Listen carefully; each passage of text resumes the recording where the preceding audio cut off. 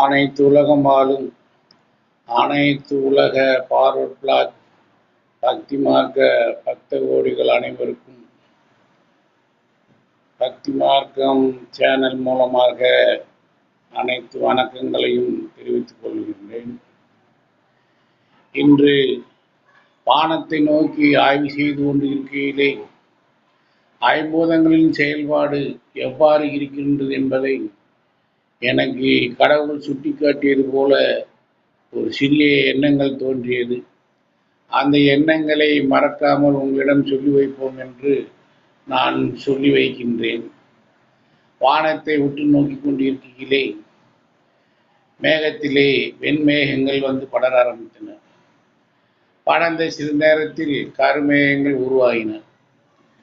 கருமேகங்கள் உருவாகின சிறு நேரத்தில் குளிர்காற்று வீசத் தொடங்கின. குளிர்காற்று வீசத் தொடங்கியதும் மழை பொழியத் தொடங்கின. மழை பொழிந்ததும் மழைத்துளிகள் யாவும் வேகமாக பூமியை நோக்கி வந்தன.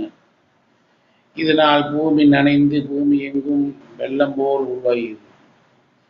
இதேதான் நம் உடலில் ஐம்பூதங்கள் இயங்குவதாக சொல்லிக் கொண்டிருக்கின்றார்களே, அதற்கும் இதற்கும் என்ன சம்பந்தம் என்று யோசித்து பார்க்கையிலே நமது உடம்பில் உள்ள சக்கராக்கள் இதுவும் ஒன்றா என்று யோசித்து பார்க்கையிலே இவை யாவும் ஒன்றாகத்தான் இருக்கின்றது. எப்படி பார்க்கிறேன் என்றால், மேகத்தை சூழ்ந்து கருமேகமாகி கருமேகம் காற்று பெற்றதும் காற்று பெற்று மழை பெய்ந்து மண்ணில் பட்டு மண்ணில் நனைந்து மண்ணிலிருந்து உயிர்கள் உற்பத்தி ஆகின்றது, உண்மையாகின்றது. அதுபோலவே மனிதன் உடம்பில் இயற்கையாக உருவாகின்ற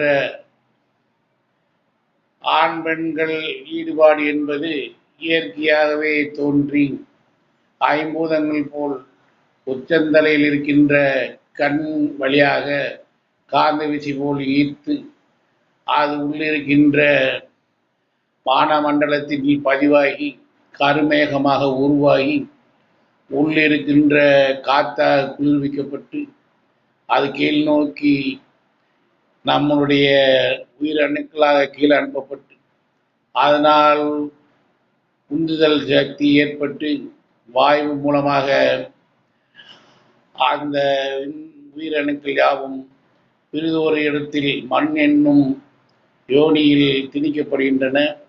அப்படி திணிக்கப்படுவதால் ஏற்பட்டு புதிதாக ஒரு மனிதன் தோற்றுவிக்கப்படுகின்றான்.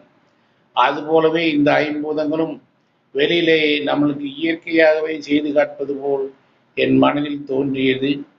இந்த எண்ணமும் ஒத்து போக்கையில் சித்தர்கள், ஞானிகள், சக்கராக்கள் சொல்லித் தருவர்களை எண்ணி பார்க்கையில் எல்லாம் ஒன்றாக தெரிகின்றது.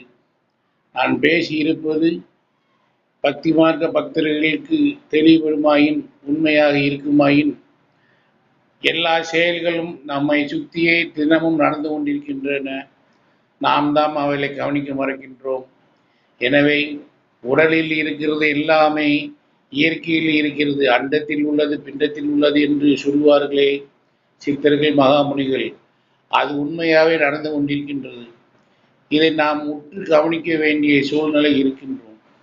ஒவ்வொரு நாளும் நம் உணவு வாழ்க்கைக்காக தேடி அலைந்து நாம் இயற்கையை ரசிக்க மறக்கின்றோம். இயற்கையில் இன்று என்ன நடக்கின்றது, இன்று என்ன நிகழ்கின்றது, இயற்கையினால் நம் உடம்பு என்னத்தை பெற்றுகின்றது என்பதை நாம் அறிவதிலிருந்து விடுபட்டு கொண்டிருக்கின்றோம். அப்படி தினமும் இயற்கையை நாம் ரசித்தோம் என்னால் இந்த உலக வாழ்க்கை நமக்கு தேவையில்லை என்பதை உணர்ந்துவிடும். நாம் எல்லோரும் இறைவனை நோக்கவும் ஐம்பூதங்களை நோக்கவும் சித்தர்களை, மகாமுனிவர், ரிஷிகளில் சொன்னது போல் ஒன்றும் தேவையில்லை என்ற வாழ்க்கையை நாம் பற்றி கொள்வோம். எனவே அனைத்து உலகத்தில் வாழ்கின்ற அனைத்து உலக பார்வர்ட் பிளாக் பக்தி மார்க்க பக்த கோடிகள் யாவரும் அடியேன் சொல்கின்ற கருத்துக்கு நல்லவைகளாக உற்று நோக்கி அவைகளை வெளி உலகத்தில் தேடி இயற்கை நம்மை சூழ்ந்து அன்றாடம் சொல்லி தந்து கொண்டிருக்கின்றது.